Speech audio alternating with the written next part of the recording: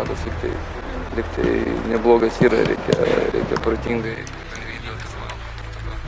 Nėra kur skubėti, mušti įvarčių. Žinoma, įmušus vieną įvartį, armėnams tektų įmušti 4.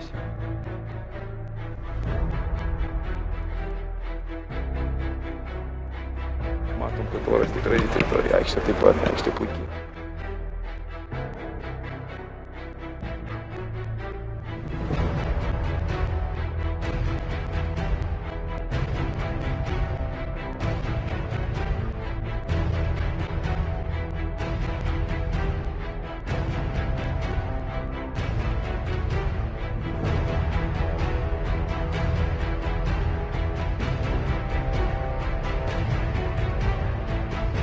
Aišku, kad dabar Švirliuga perėžais kaip saugas. Čia vienas prieš vartininką.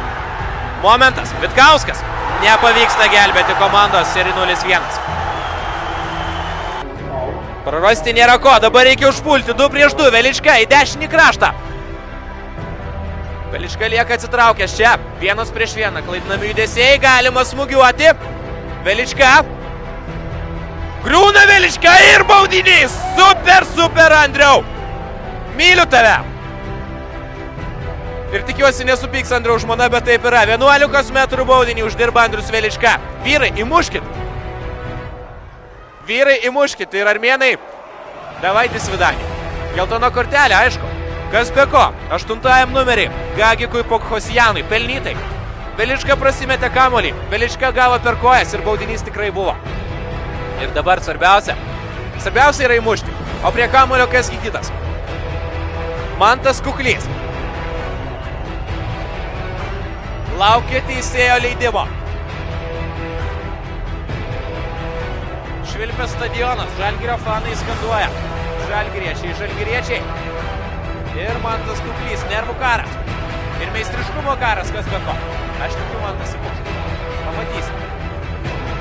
Mantas Kuklys! 1-1. Ir Žalgirio komanda viena koja kitame etape. Ir panašu, kad tai yra viskas. Smagu už komandą, smagu už visus fanus, kurie atvažiavo į Armėniją tokį kelią. Žaidimas pasimiršta, rezultatas lėmė. Svarbiausia tikslą atlikom, išėjom į kitą etapą ir tas yra svarbiausia.